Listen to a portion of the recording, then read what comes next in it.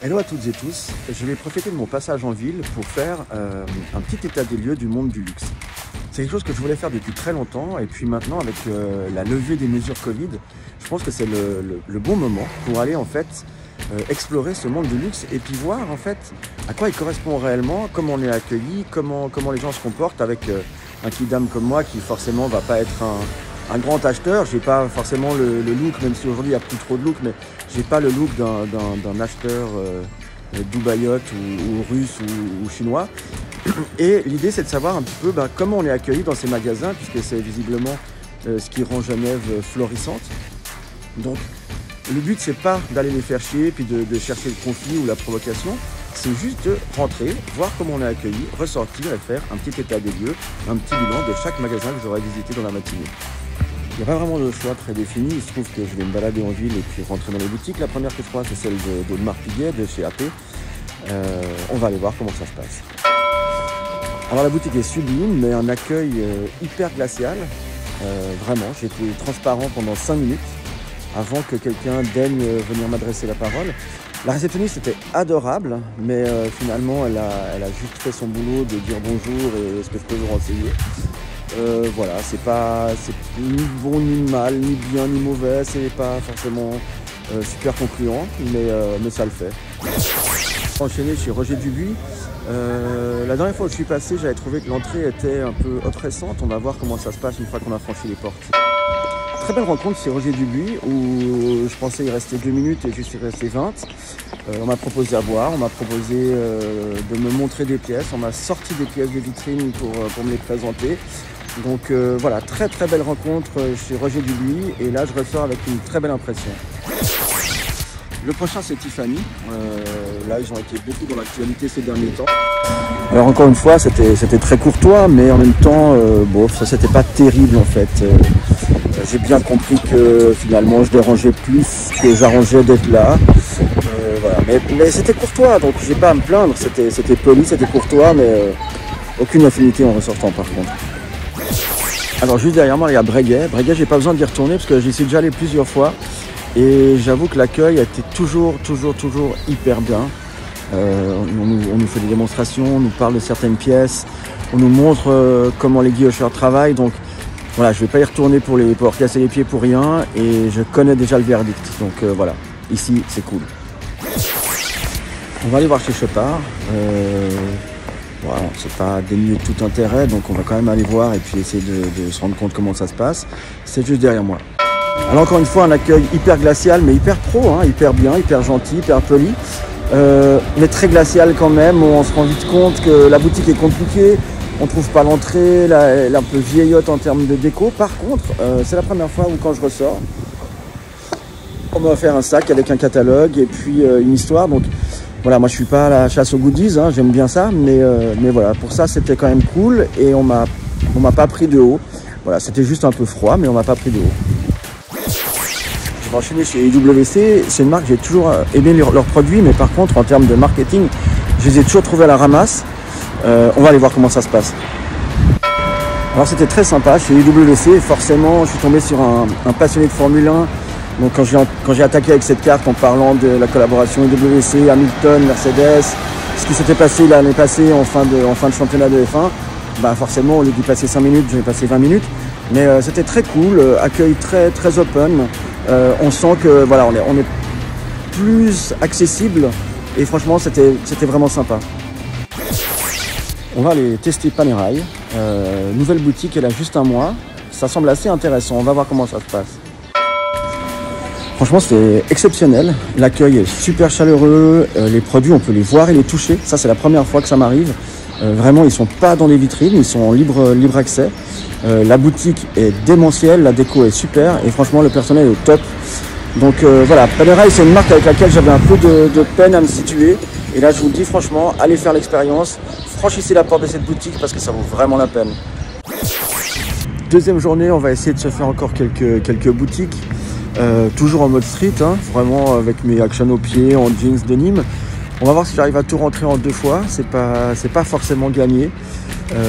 L'accueil est parfois tellement austère que c'est fait en 5 minutes et parfois c'est tellement chaleureux qu'il faut une demi-heure à chaque fois pour ressortir. Donc voilà, on va essayer. On a Ulysse Nardin en face de moi. On a Cartier qui est pas très loin. Voilà, on va commencer par Ulysse Nardin et on va voir ce que ça donne. Alors, belle explication, jolie présentation des pièces et de l'histoire de la marque. Franchement, voilà, très constant, très bien, rien à dire. C'était parfait, ni plus ni moins, c'est ce que j'attends d'une visite comme ça. Là, on va aller faire un petit tour chez Omega. On va voir comment ça se passe, si James Bond est présent et aussi Apollo 13 est mis en avant. Bon, alors c'est un peu comme toutes ces grandes marques. Voilà, on est un peu transparent, un vendeur très sympa, très serviable, mais finalement pas beaucoup d'infos, pas de renseignements plus que ça. Un joli étage de lunettes, j'avais pas vu que Omega se lançait dans la lunetterie. C'est pas trop mal, les designs sont bien. Par contre, la boutique est pesante malgré une espèce de design un peu minimaliste. C'est quand même pas terrible, quoi. Là, ça donne pas vraiment envie d'acheter. Juste en face d'Omega, il y a Jaeger-LeCoultre. Je vais enchaîner, on va voir ce que ça donne. A tout de suite. Comme pour les autres, c'était très poli, très courtois. Par contre, on se rend bien compte que à la question qu'est-ce qui vous amène là et qu'on répond la curiosité, on se rend bien compte que on est un peu laissé pour compte, hein, même dans ces grandes marques-là. Je pense que si c'est l'achat, on n'est pas traité de la même manière. Mais moi, je suis dans cette honnêteté de dire, voilà, c'est la curiosité, l'envie de découvrir qui m'a fait franchir la porte. Et on se rend quand même facilement compte que le traitement n'est pas le même. On va aller frapper à la porte de Vuitton. On va pas faire que la montre. On va voir aussi comment ça se passe dans ce genre de grandes enseignes. Voilà, on y est, on y va. Finalement, Vuitton, c'est un peu du H&M, mais du H&M qui coûte une couille. C'est courtois, c'est propre, c'est poli, mais finalement, ça ressemble quand même beaucoup à un supermarché. Je pense que c'est aussi dû au fait que Vuitton s'est énormément ouvert sur la street culture et est devenu un truc très populaire et moins élitiste. Mais wow, ça fait pas rêver. Juste en face, il y a Cartier. On va voir si ça se passe de la même manière. Alors pour le coup, c'était un petit peu plus chaleureux que chez LV en face. C'est pas encore l'effervescence quand on franchit la porte, en tout cas pour moi. Mais c'était vraiment déjà beaucoup plus avenant et beaucoup plus prévenant et beaucoup plus chaleureux. On va aller voir maintenant ce qui se passe du côté de chez Dior. Voilà, je m'attends à pas grand chose, mais on va voir. Alors pour le coup, super visite chez Dior, franchement, avec un vendeur qui m'a expliqué des tas de choses, des tas de détails. Alors que là aussi, j'avais commencé mon explication en disant je viens en simple touriste, en simple curieux. Donc voilà, je ressors de chez Dior avec un sentiment d'avoir été éduqué et informé sur ce que j'avais envie de savoir. Franchement, bravo. Après Dior, on va passer chez Hermès, on va voir comment ça se passe. Franchement, on va voir comment je suis accueilli. Et je vous le dis en ressortant. Alors chez Hermès, ça a été vite réglé. Les trois vendeurs étaient sur leur smartphone en train de faire je ne sais quoi. Ils m'ont demandé d'attendre dehors, ce qui m'a saoulé. Donc je préfère directement traverser la rue pour aller chez Richard Mille qui est en face. Et on va se replonger dans l'histoire des montres. Alors chez Richard Mille, c'était un peu particulier aussi. La boutique est en travaux, donc ça on ne peut pas leur en vouloir. Mais il n'y a rien dans la petite boutique. Le vendeur m'a expliqué qu'ils n'avaient quasiment aucune pièce parce que tout rentrait et ressortait. Donc voilà, là j'ai fait chou blanc. C'est comme ça, voilà, c'est comme ça. On va aller voir comment ça se passe chez Patek. La dernière fois, c'était pas terrible, en tout cas pour moi. On va voir s'ils sont un peu détendus avec les mesures Covid. En tout cas, je vais franchir cette porte et puis je les tiendrai au courant une fois que je ressors. Soit ça dure 5 minutes, soit ça dure une demi-heure. Alors là, pour le coup, transparent, c'est la meilleure définition. C'est-à-dire qu'après avoir passé le sas d'entrée, je me suis retrouvé dans la réception où personne m'a adressé la parole. Donc voilà, transparent chez Patek, je pense que c'est la meilleure définition que je puisse donner aujourd'hui. Je vais enchaîner chez Chanel, c'est l'arcade d'à côté, donc ce serait dommage de s'en priver. Je crois que c'est comme toutes ces grandes enseignes, en fait, ils ont tellement l'habitude que ça fonctionne que finalement ils n'ont pas besoin de grand chose. C'était courtois, c'était poli, la personne à l'accueil était vraiment très sympa. Mais voilà, en fait, il ne se passe pas grand chose une fois qu'on est dedans. On va enchaîner avec Hublot, on va voir comment ça se passe. Voilà, Hublot, je pense que ça va bien se passer. À mon avis, ils sont briefés pour que ça se passe bien. Voilà, au final, c'était exactement ce dont à quoi je m'attendais. Ni bien ni mal, ni chaleureux ni froid, ni intéressant ni boring.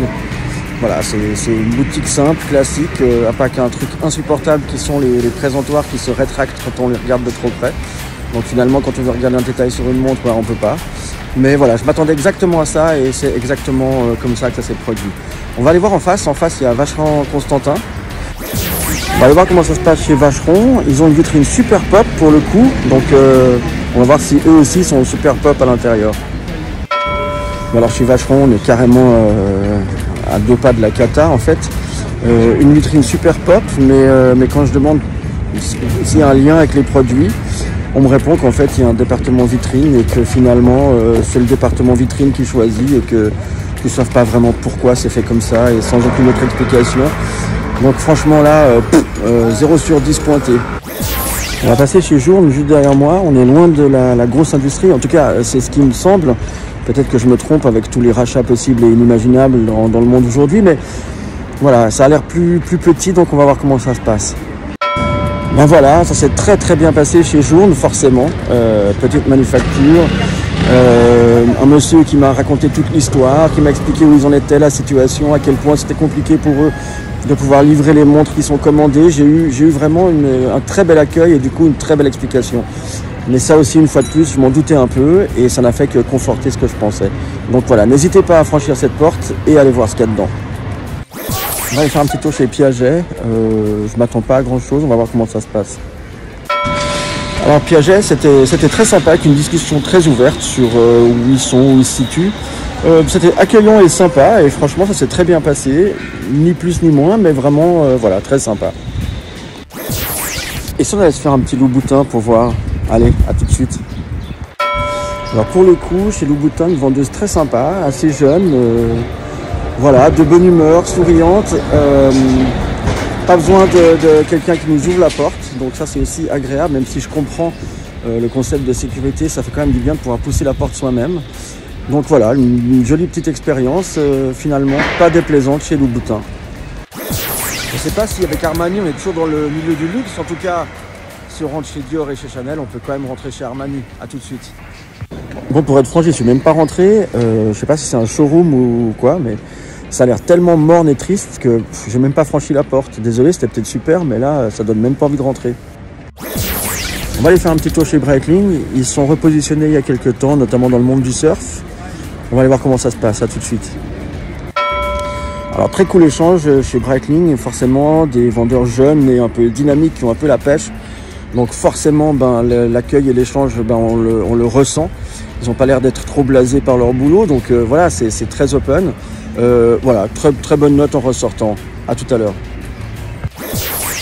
On va aller attaquer les marques avec lesquelles j'ai personnellement un peu moins d'affinité, comme Bulgari par exemple, juste derrière moi. On va voir comment ça se passe. Alors très étonnamment, je pensais y rester 2 minutes et puis j'y suis resté une demi-heure avec une vendeuse extrêmement sympathique qui m'a expliqué toute l'histoire des pièces, l'histoire de la boutique. Franchement, c'était super agréable. On m'a proposé un café, un verre d'eau, un thé. Voilà, une convivialité vraiment poussée à l'extrême et surtout quelque chose de spontané et de naturel. Donc voilà, c'était vraiment très agréable. On va aller voir encore un petit peu quelque chose du groupe Swatch, puisqu'on a Blancpain derrière et puis Longines qui est juste à côté. On va aller voir ce que ça donne. Je vais me les enchaîner les deux et puis je vous ferai un rapport sur les deux boutiques en sortant.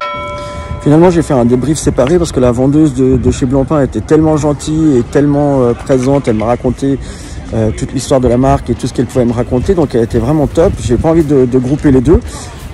Donc voilà, Blancpain, top. Franchement, rien à redire, parfait. Alors, j'ai bien fait de séparer parce que finalement, mon expérience chez Longines était probablement une des meilleures que j'ai eues de la journée. On m'a très bien accueilli, j'ai pu discuter avec la personne responsable, on a échangé, on a partagé beaucoup de choses et franchement j'avoue que c'était super agréable. Alors on me l'a proposé dans plein de boutiques, mais sauf que là j'ai eu envie de m'asseoir et de discuter avec parce que j'avais en face de moi quelqu'un qui était vraiment passionné par son métier, un très bon connaisseur, donc voilà, super expérience chez nous. Non, je ne me change pas entre chaque visite pour rester incognito. Par contre, oui, il m'a fallu un 3e jour, notamment pour aller voir les boutiques qui étaient fermées le lundi. Et il y avait vraiment quelques enseignes dans lesquelles j'avais envie de tenter l'expérience. Donc voilà, bienvenue pour cette 3e journée d'exploration du luxe à Genève. Une des enseignes que j'avais envie de tester, c'était celle de Franck Muller. Ça fait très longtemps que je passe devant et j'ai jamais franchi la porte. Allez, let's go! Alors je ressors de chez Franck Muller avec une expérience vraiment agréable. On m'a présenté des modèles, on m'a expliqué l'histoire de la marque et des modèles, on m'a fait essayer des montres. La fille était absolument passionnée de son travail et franchement ça se ressentait énormément. Donc là je ressors avec une impression ultra positive. Comme je l'avais dit plusieurs fois, j'ai toujours trouvé que le bâtiment extérieur était assez austère et finalement une fois qu'on franchit la porte, c'est très agréable.